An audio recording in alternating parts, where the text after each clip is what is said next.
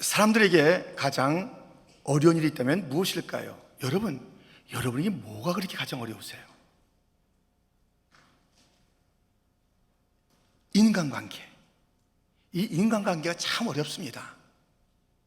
이 인간관계라는 것은 하나님께서 사실 주신 거예요. 왜? 혼자 있지 말라고. 창세기 2장 18절에 보니 여호와 하나님이 이르시되 사람이 혼자 사는 것이 좋지 아니하니. 혼자 사는 것이 인생의 모습이 아닙니다. 더불어 사는 게 더불어. 가정을 이루고 또 사회를 이루고 교회 가운데 이 거룩한 공동체가 되는 것, 주님의 원하심입니다. 외롭지 말라고, 서로 의지하며 살아가라고. 그것이 전부가 아닙니다. 주님께서는 그 공동체 속에서 주님으로, 왕으로 그들을 인도하시기를 원하시는데, 타락 이후에 이 관계, 모임, 공동체의 이유를 이렇게 일러주고 있습니다. 사도행전 17장 26절 27절에 보면 인류의 모든 족속을 한 혈통으로 만드사 온 땅에 살게 하시고 그들의 연대를 정하시며 거주의 경계를 한정하셨으니. 27절 같이 읽겠습니다. 이는 사람으로 옥 하나님을 더듬어 찾아 발견하게 하려 하심이로되 그는 우리 각 사람에게서 멀리 계시지 아니하도다. 아멘. 우리 하나님께서는 어떤 그런 혈통, 어떤 공동체를 만드는데요, 그 연대와 거주지를 다 정했대요. 우리가 여기 오고 싶어서 뉴욕에 온 게 아니에요. 지금 우리가 뭐 한국 사람으로 태어난 게 아니에요. 우리가 이 시대에 2019년도에 이때 존재하는 게 아닙니다. 우리는 하나님께서 다 정해놓으신 거예요. 미국 사람으로, 뭐 캄보디아 사람으로, 저 뭐 남미, 뭐 하여튼 아프리카, 다 그 사람으로 우리 하나님께서는 정해놨어요. 그리고 그 연대도 정해놨어요. 우리가 이 시대에 지금 살고 싶다고 이 공간에 있는 게 아니에요. 우리 하나님께서 우리 갖다 이렇게 해서 인간관계 속에서 무엇이에요? 서로 외롭지 말라고. 무엇이에요? 그 가운데 하나님을 알게 하는, 하나님을 나를 통해서 하나님을 더 알아가게 하는 거예요. 우리가 그것이 우리 존재의 이유예요. 나를 갖다가 이곳에 있게 하시고, 어떨 때는 또 멀리 가기도 하시고, 열방 가운데, 또 이 뉴욕, 또 플러싱 가운데, 아니면 여러 공간 가운데, 회사 가운데, 비즈니스 가운데, 또는 학원 가운데 두시면서 그것을 다 정해놓으신 거야. 그때 공부하도록, 그때 비즈니스 하도록. 근데 거기서 우리가 잘 먹고 잘 살라, 그게 아니에요. 그 공동체를 통해서 서로 위로하고, 서로 격려하고, 서로 그 외로움을 감쌀 뿐만 아니라 하나님을 알게 하는 공동체. 저 사람이 아직 하나님을 알지 못하면 나를 통해서 하나님 누군지 알게 하는 그 일들, 서로 주님을 깊이 알아가는 하나님이 그 공동체, 그 관계 속에서 주가 되시는 것을 우리는 보게 됩니다. 그런데 많은 그런 인간관계가 깨어져 있어요. 하나님이 어디 계신지 하나님은 다 이제 저 멀리, 그리고 서로 원망하고 시비하고 그냥 죽지 못해 사는 거지. 죽지 못해. 이 인간관계를 또 어떻게 할 수도 없고, 그냥 지금 당장 어떻게 할 수 없고, 그냥 마지 못해서 얼굴 보고 마지 못해서 말할 수 없고 하는 그런 그 쓰라린 깨어진 인간관계가 얼마나 많은지요. 그러니 하나님과의 관계도 깨졌다는 이야기고, 서로의 관계가 깨어졌다는 것이고, 내 자신이 설 것이 없다는 그 이야기입니다. 얼마나 많은 인간관계가 깨어져 있는지요. 오늘 본문은 이 인간관계의 회복에 대한 말씀입니다. 어떻게 하면 이 인간관계가 회복될 수 있는지, 깨어지고 무참한 이 인간관계가 어떻게 다시 그 원형을 찾을 수 있는지가 우리에게 일러주시는 귀한 교훈이 되겠습니다. 오늘 본문은 우리가 인간관계 속에서 우리가 할 일이 있고 하나님이 할 일이 있다고 크게 말씀하고 있는 거예요. 하나님께서 하실 일이 있고 우리가 할 일이 있다는 것이에요. 자, 이제 우리가 이 말씀을 통해서 인간관계를 회복시키시는 그 하나님의 그 은혜로움 가운데 사람이 할 일과 또 하나님께서 하실 일들을 함께 몇 가지 살펴보겠습니다. 첫 번째, 우리가 인간관계에서 회복을 위해서는 자신을 낮추라라는 것입니다. 인간관계에서 가장 큰 문제는 저 사람이 아니에요. 저 사람이 아니라니까요. 인간관계에서 꼬인 것은 당신 때문이야. 당신만 없었다면, 내가 당신 만났지? 왜 당신이 내 인생에 꼬인 거야? 왜 개입한 거야? 당신만 아니라면. 그래서 인간관계가 힘드십니까? 천만의 말씀. 모든 인간관계의 근본, 그 출발, 그 가장 큰 문제는 뭐냐면 나예요. 나에게 문제예요. 나에게. 이걸 갖다가 먼저 염두에 두지 않고 자꾸만 저 사람의 행동과 말과 그 사람의 그런 그 상황들만 자꾸만 생각하니까 이 분이 삭히지가 않는 거예요. 이 문제가 해결되는 게 아니에요. 나에게 있어요. 나에게 먼저 할 일이 있으니 그 자기 자신을 낮추는 거라고 오늘 말씀에 일러주고 있습니다. 16절 말씀을 다시 한번 같이 읽겠습니다. 서로 마음을 같이하며 높은 데 마음을 두지 말고 도리어 낮은 데 처하며 스스로 지혜 있는 채 하지 말라. 자기가 지혜롭고 자기가 판단도 하니까 저 사람이 참 한심한 거예요. 내 기준이 있고 내 판단이 있는데 거기에 못 미치는 것 항상 지적이에요. 항상 참 안타까움이에요. 항상 원망이에요. 그래서 어떨 때는 욕을 하기도 하고 물리적으로 어떻게 괴롭히기도 하고 하는 그 일들이 있습니다. 내 마음에 안 드는 거예요. 왜? 내 시각, 내 판단, 내 기준이 있는데 거기에 들어오지 않는다는 것이에요. 그게 아니에요.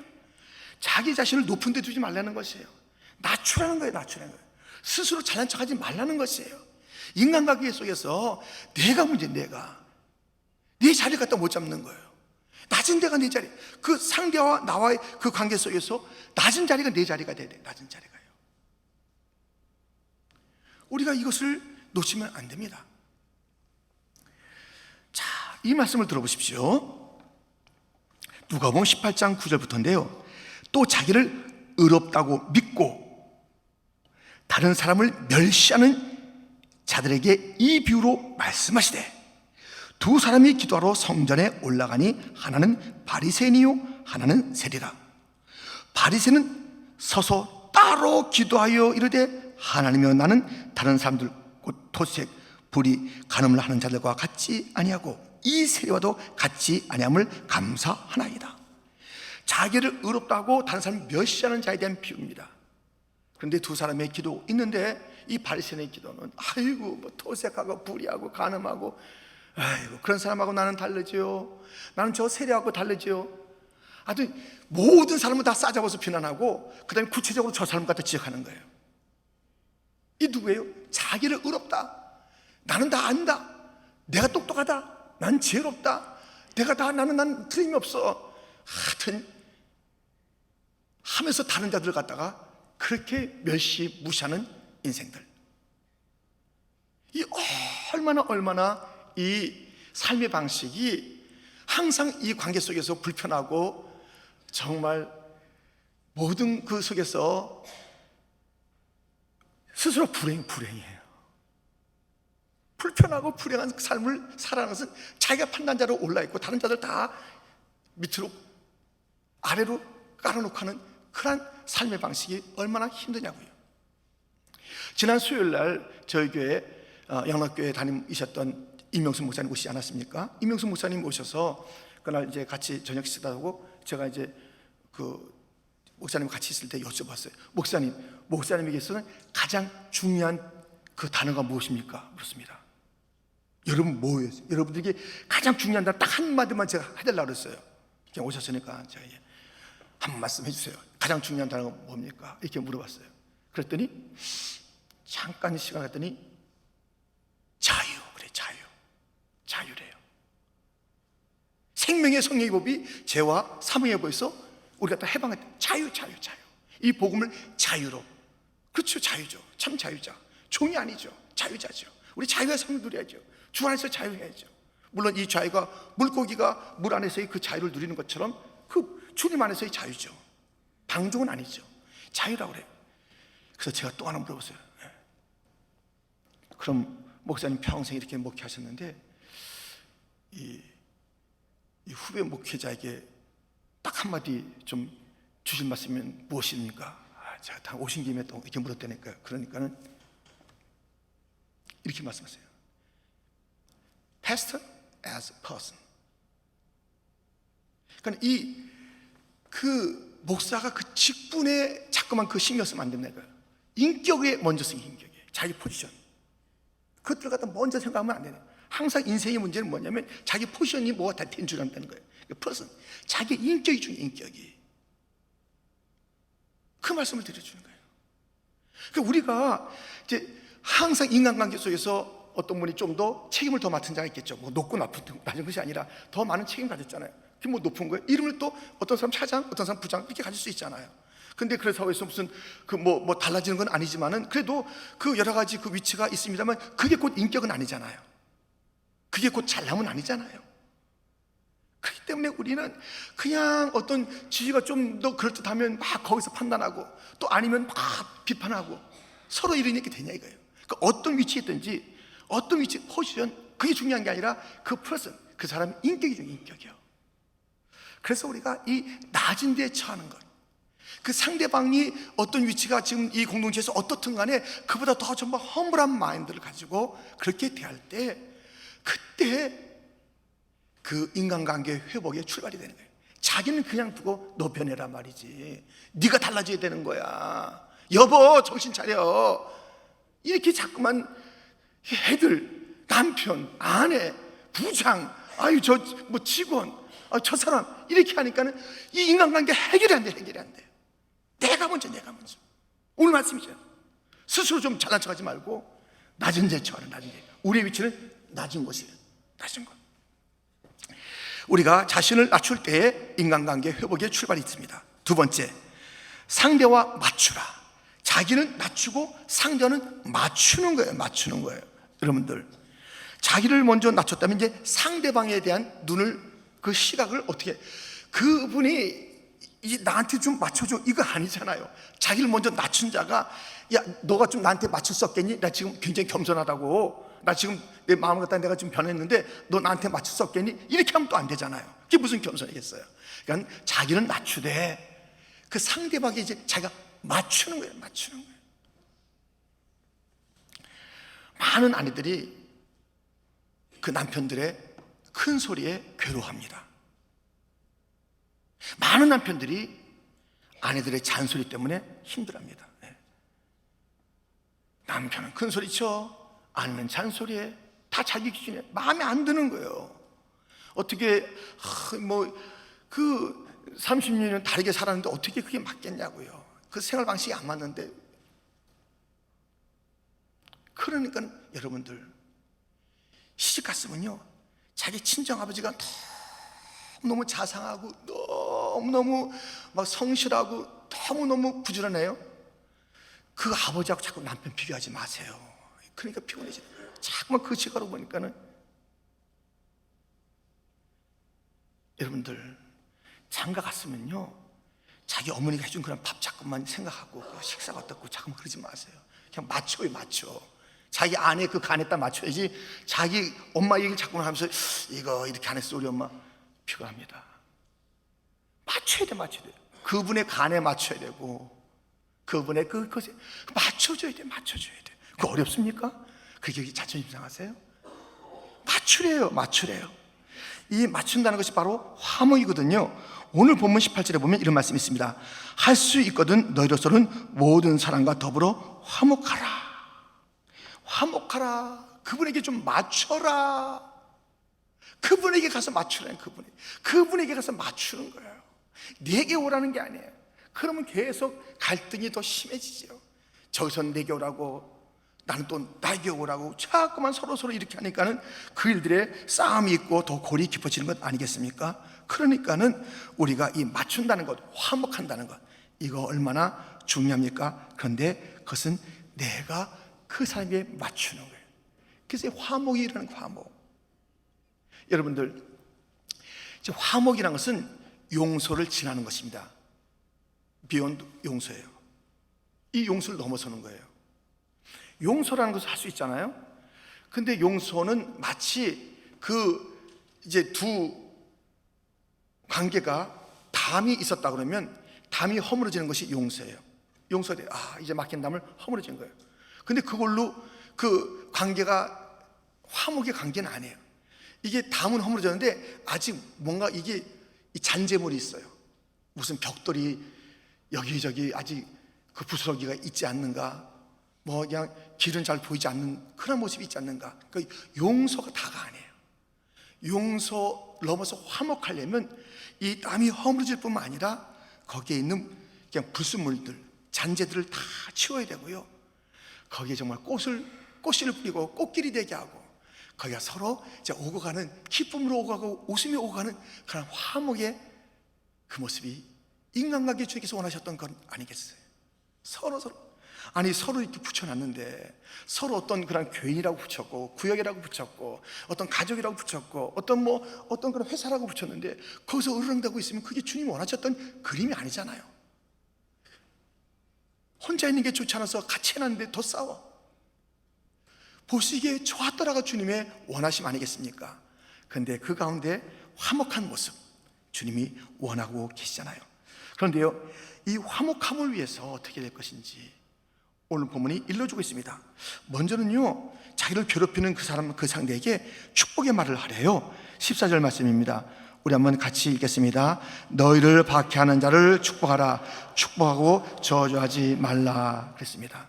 여러분, 이 언어가 축복의 언어예요. 그 사람에게 나를 갖다 어떻게 박해하고 괴롭히고 힘들게 하는 그런 사람에게 같이 맞대서 그 폭력적인 언어를 해요. 나도 내가 이거 못할 줄 아냐? 하면서 하는 것이 아니라 축복의 언어. 그냥 좋은 말은 입에서 나올 수가 있어요. 근데 이 축복은요, 가슴에서 반드시 나와요. 이 가슴으로부터, 축복은 가슴으로부터. 사실 나에게 그렇게 막 해대는 사람은요, 나에게 관심 있는 사람이에요. 관심 없으면 그렇게 해대겠어요? 뭔가 일단 관심이 있다니까요.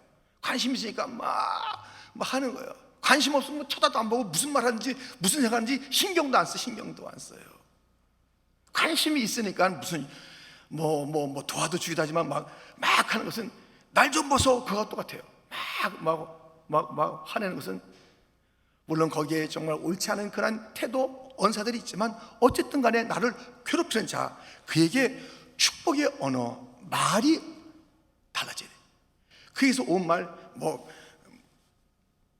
오는 말이 고와야 가는 말이 곱다, 이런 그런 속담이 있습니다만 이것을 뛰어넘는 거예요. 우리의 기독교는 그것을 뛰어넘어야 돼요. 그냥 오고 가는 그 속이 아니라 이것이에요. 그것을 뛰어넘는 삶의 방식을 우리 주님께서 일러주고 있습니다. 이것은 축복을 하는 축복. 우리 예수님도 그렇게 자기를 비판하고 저주하고 했던 그런 한편 강도를 갖다가 축복의 언어로, 그래 네가 오늘 나와 함께 낙원에 있을 거야 하면서 축복으로 바꿔줬잖아요. 우리 이 언어가 나를 막 이렇게 힘들게 하는 그런 자에게 오히려 그가 상처가 있을 수가 있어요. 막 뭐라는 그런 상처. 이 남편이 자꾸 이상해요. 그럼 그 자랐을 때 상처가 있지 않았겠어요? 아내가 좀 너무 신경이 예민해요. 그게 무슨 눈물 고작이 있지 않았겠어요? 그 내면을 들어주기 위해서 그걸 좀 격려하면 안 될까요? 그렇게 해야 돼요. 그게 무엇이 있다고요. 지금 저렇게 좀 균열된 그런 그 인격 속에 무엇이 있다니까요. 그러니까는 거기다 대고 또 하고 하는 것이 아니라 그 속에서 우리는 오히려 축복하고 격려하는 그런 것이 있어야 하는 것이에요. 항상 과거의 언어를 쓰는 그런 모임과 관계가 있어요. 그럼 10이죠. 과거에 그렇게 그닥 좋은 게 많았겠어요? 좋은 추억이 있을 수 있지만 항상 또 그랬잖아 하면서 그렇게 과거 그런 이야기가 많아요. 그렇지만 이 축복은요, 미래를 향해서 나가는 거예요. 잘 될 거야, 주님께서 도와주셔, 또 길이 있잖아 하면서 그에게 축복하는 거예요. 자녀들에게 마찬가지입니다. 왜 자녀들에게 왜 지난번에 왜 그랬겠어, 왜 하면서 그냥 과거 이야기를 하고, 또 기껏해야 현실을 벗어나지 못하는 막 여기 앞에서 정정장장거리고 미래를 얘기하는 듯 하지만 그것은 어두운 얘기고 네가 뭐 하겠어, 그렇게 하면 되겠어 하는 그런 저주에 가까운 그런 이야기로 미래를 갖다가 막 이렇게 재단하고 그러면 되겠냐고요. 여기에서 우리는 축복의 언어, 소망의 언어, 사랑의 언어가 필요한 것입니다. 이 까다로운 그 사람, 그 인간관계가 허물어졌을 때 우리는 언어부터 달라야 할 뿐만 아니라 그를 위해서 선한 것을 계획해야 됩니다. 17절 말씀인데요, 우리 한번 같이 읽겠습니다. 아무에게도 악을 악으로 갚지 말고 모든 사람 앞에서 선한 일을 도모하라. 아멘. 우리는 하나님 앞에 늘 악을 행했지만 하나님이 우리를 향한 계획이 악한 계획이 아니에요. 선한 계획이 선한 계획. 얼마나 우리 위해서 좋은 계획을 하고 계신지 몰라요. 그 계획을 따라서 움직이시는 거예요. 악한 우리들, 못난 우리들을 참으시고 또 품으시면서 같이 가야지, 어떨 때는 견책도 하시지만 주님께서는 그 좋은 계획으로 우리를 초청하시는 거예요. 우리가 우리에게 악을 베푸는 삶에서 저 사람이 어떻게 하면 더 좋아질까? 그 축복의 언어를 할 뿐만 아니라 그 삶에서 기도하는 거예요. 그 삶에서 계획하는 거예요. 그 삶에서 여러 가지 도모를 해요. 도모. 저 사람이 저렇게 망가진 인생, 나보다 이렇게 잠깐만 어긋장 나는데 어떻게 하면 더 좋아질 수 있을까? 저 사람이 어떻게 하면 좀 더 하면서 그 사람 중심으로 그 사람이 좋아질 일들을 생각하는 것, 이것이 크리스찬의 모습입니다. 이것이 오늘 본문의 가르침입니다. 그 사람이 울 때 같이 울고 웃을 때 같이 웃어주는 그런 감정을 함께 하면서 그 사람 중심으로, 그 사람의 감정 중심으로 같이 살아내는 거예요. 그냥 같은 공동체가 있는, 말씀드렸죠. 우리 이 공동체는 그냥 만난 게 아니에요. 부부가 그냥 만났어요? 오, 아니에요. 우리 교회가 그냥 만난 게 아니에요. 왜 지역을 이렇게 짜줬나요? 뭐 목사님이나 전사님이 우리의 방식을 통해서 당회가 임명해서 이제 그 구역에 가는 거예요. 그것은 하나님이 정하신 것이죠. 하나님 정하신 거예요. 그런데 그 가운데 까다로운 사람이 있다. 할렐루야 하세요. 이 까다로움을 통해서 내가 더 기도가 깊어지고 내 인격이 다듬어지고 성경에 대한 또는 주님의 그 마음을 알 수 있게 됐다 하면서 이 까다로운 사람만, 그래서 전도사님 그 사람 구해서 빼주면 안 돼요? 이렇게 전하지 마세요. 감사합니다. 그 마음을 가지고 감사해. 이 구역에 딱 이 사람 없으면 정말이에요. 그리고 그 사람 바뀌어봐요. 딴 사람이 와봐요. 더 힘듭니다. 더 힘들어. 옛날에 좋았어. 막 이래. 그러니까 우리 인생은 다 서로 그 주고받는 아픔이 있다니까요. 나는 어떻고요? 나 때문에 얼마나 시험자들이 얼마나 많겠어요. 목사인 저 때문에, 또 다른 우리 때문에 얼마나 그러겠어요. 그 사람 때문에 나만 신음하나요? 잘 생각해 보세요. 그러지 않을 경우가 많아요. 왜 깨어졌는가?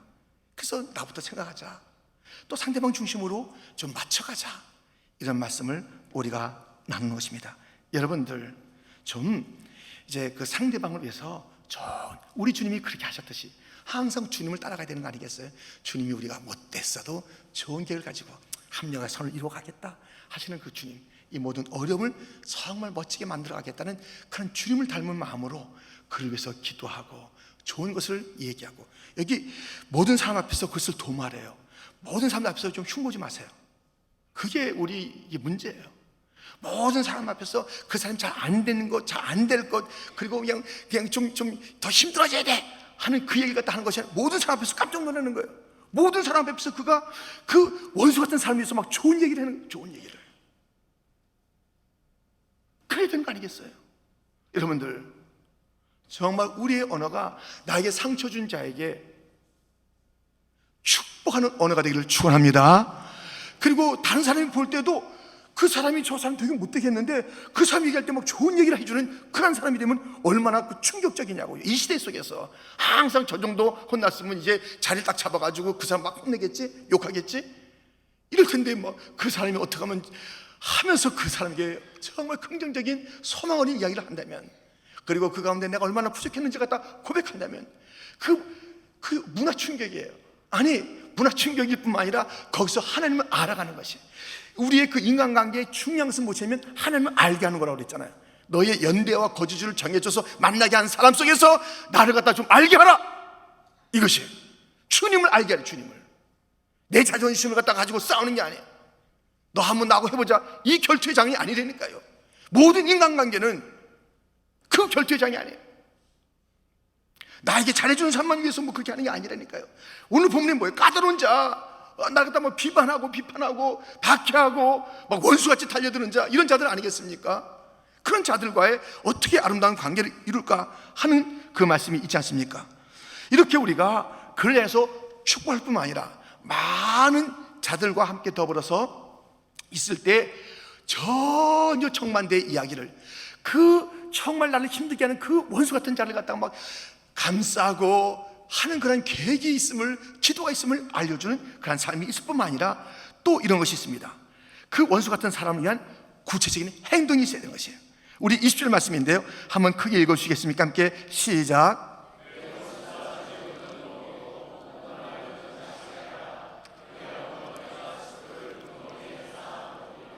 아멘. 그렇게 나에게 힘들게 하는 자를 갖다 먹이는 거예요. 먹이는 거예요. 다윗이 자기의 이제 원수 사울 있잖아요. 원수 누구예요? 그 원수 사울. 그런데 그 손주 무비보셋이 있었습니다. 무비보셋이 이제 다리도 절면서 저 어딘가 저 멀리 멀리서 비참한 삶을 살고 있는 거예요. 그때 다윗이 부르는 거예요. 그 원수의 집안이었는데 그를 불러서 너 내 상에서 먹어라. 누구의? 원수의 가족이에요. 그렇게 하면 그 숯불을 갖다 그 머리에 두는 거다. 이 숯불을 둔다는 것은 이것이 이제는 내가 할 일은 뭐냐면 원수를 사랑하여 먹이는 거예요. 마시게 하는 거예요. 그러면 그것이 이 연기가 돼서 매캐할 수도 있고 그냥 따뜻한 그 불그스러움이 될 수가 있는 거예요. 내가 할 일을 하는 거예요. 내가 할 일을. 그 사람이 어떻게 반응하에 따라서 이것이 막 매캐하는 거나 연기가 되기도 하고 따뜻한 붉은 그런 그 따뜻함 그냥 그런 그 모습이 될 수 있어요. 여기서 확 나가기도 하고 쫙. 그러니까 그 반응은 내 몫이 아니잖아요. 나는 그렇게 해주는 거예요. 그러면 반응이 따라서 이가 나겠다 언제부터 생각했다고 이래 하면서 막 펄펄펄 뛰기도 하면서 이게 뭐지? 하면서 막 이제 그 속에 정말 진정한 따스함이 다시 회복될 수 있다는 것입니다. 이렇게 우리가 인간관계를 갖다 이렇게 우리가 허물어졌을 때는 사람이 할 수 있는 일이 뭐냐면 내가 할 수 있는 일이 뭐냐면 나 자신을 낮추는 거예요. 나를 겸비케 하는 거예요. 그리고 그 상대방에게 맞춰주는 것입니다.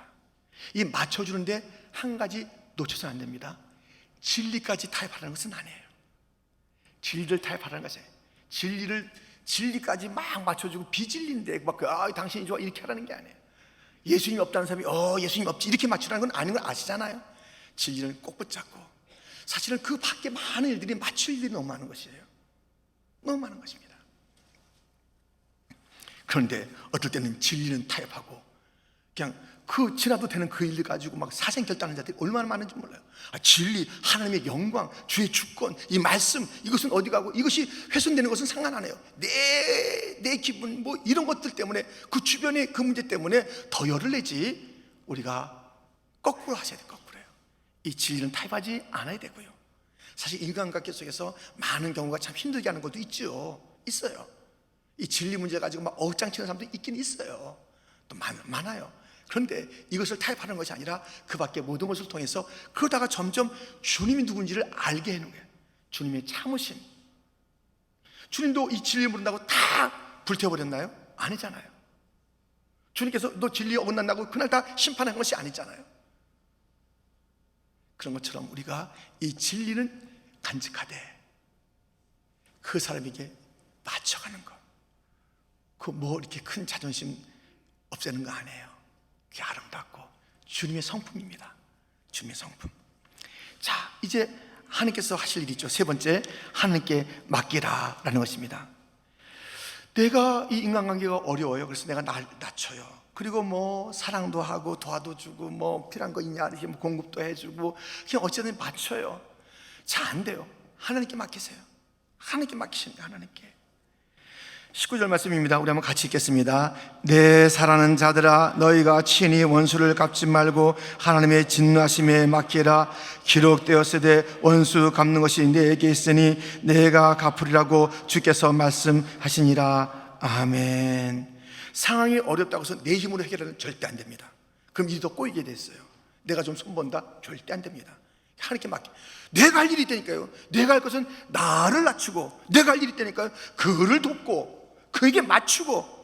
그래도 안 돼요. 안 될 때가 있잖아요. 그럼 하나님께 맡겨야 되는 거예요. 그러니까 내가 최선을 다하면서 또 하나님께 맡기고 기도해야 되는 것이에요. 이 관계 속에서는 하나님께 맡겨요. 하나님, 내가 왜 다 하나님 일까지 하냐고요.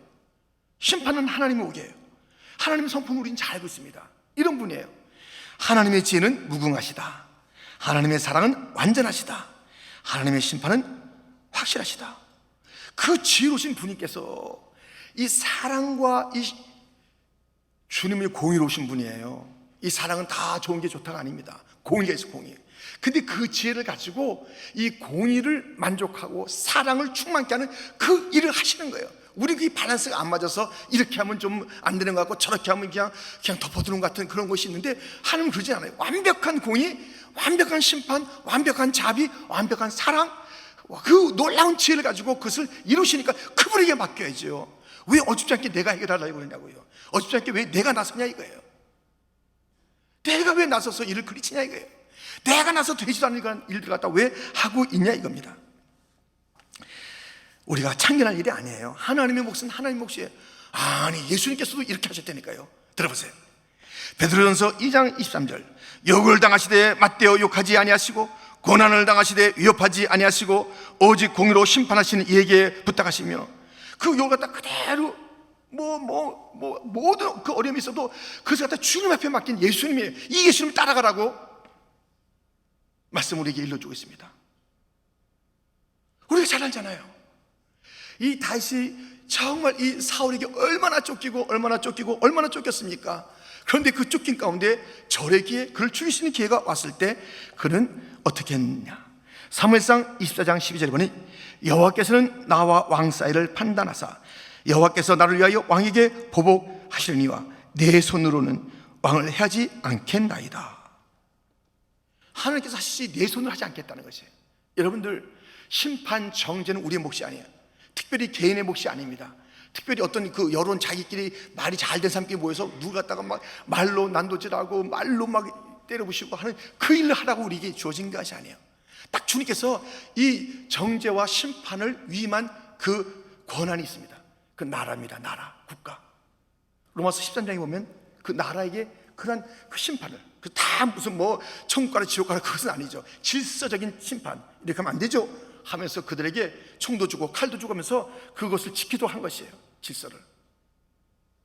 교회도 어떤 그런 그 룰을 줘가지고, 잘못한 사람이 있으면 가서 좀 얘기도 하고 불러오기도 하고 또 권면하기도 하고 안 될 때는 어떻게 하라 하는, 그렇게 하는 하나님의 그 심판을 위임한 권한이 있는 그 일들이 있어요. 이 심판은 개인의 몫이 아니에요. 자기 판단을 얼마든지 우스꽝스러운 그런 일들을 갖다 자행할 겁니다. 자기하고 말이 맞는 사람들, 그 사람들하고 서너 명이 말을 맞춰요? 절대로 안 됩니다. 공개적인, 공식적인 그런 관계를 통해서 하라고 하는 그런 것이 있는 겁니다. 우리는 주 앞에 맡기면 돼요.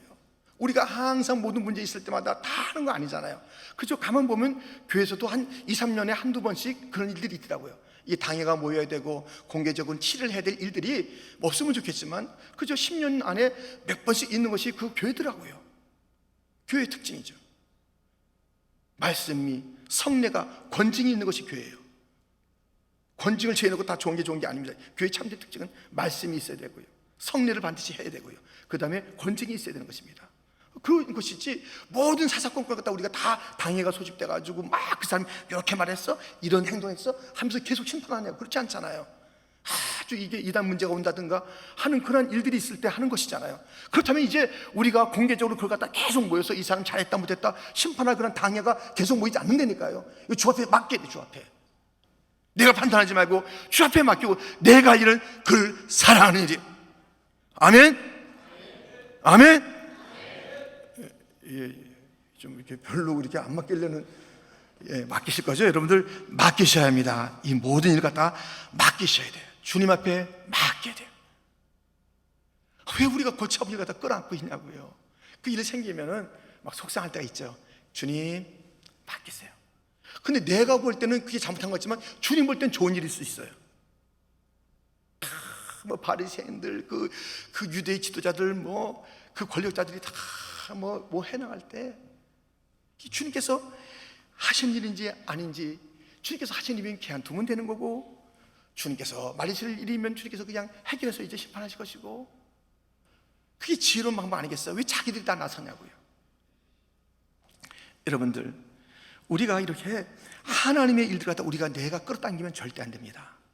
하나님께서 하실 일이 있어요. 심판하시는 하나님 몫이에요. 나는 나를 낮추고 그를 감싸고 그에게 맞추고, 그러다 보면 그가 하나님 성품을 알게 돼요. 진리를 타협하지 않는 그 다른 모든 것들을 내어주면 어떨까요? 내어주고 한계 맞춰주는 거예요. 우리가 인간관계가 허물어진 그 속에 회복의 길이 있다 이겁니다. 오늘 본문이 우리에게 일러주고 있습니다. 사람이 할 일이 있다. 너부터 낮춰라. 그 사람이 좀 맞춰라. 넌 낮추고 그 사람이 맞추고 하나님께 맡겨라는 것입니다. 우리 인생에 이것이 얼마나 많은지 몰라요. 왜 우리가 하나님의 주권을 갖다 우리가 침해하냐 이거예요. 베드로가 혼났잖아요. 십자가 얘기를 하는데 예수님 그리하지 마시옵소서. 마태복음 16장에 그래요. 그리하지 마시옵소서. 하나님께서 예수님께서 그 인류의 구원의 길을 가시겠다는 말씀하는데 그리하지 마십시오. 그때 책망받았습니다. 네가 하나님의 일을 생각하지 않고 사람의 일을 생각하는구나. 우리가 이제 하나님의 일을 갖다 하려고 너무 바쁘셔. 하나님의 일을 하느라고요. 판단하고 정죄하고 심판하고 함부로 내가 볼 때 그게 나오겠습니까? 얼마나 우리가 선입관이 많은데요. 얼마나 우리가 우리의 시각이 이렇게 올바르지 못할 때가 얼마나 많은데요. 다 자기 팔이 굽는 것처럼 자기 중심을 생각하는데요. 그러다 보면 정말 어이없는 일들 갖다 말을 갖다 할 때가 많잖아요. 그러므로 우리들은 정말 이 인간관계 속에서 우리의 거주하고 우리의 연대가 정해져 이때 언제 우리가 다 불러갈지 모르잖아요. 언제 우리가 이 거주를 갖다 바꿀지를 모르잖아요. 그 다 주님의 뜻이에요. 내 결단이 누가 전화해서 누가 환경이 다 하나님 절대로 머리끄러 하나 그냥 떨어지는 법이 없습니다. 참선에 그냥 떨어지는 법이 없습니다.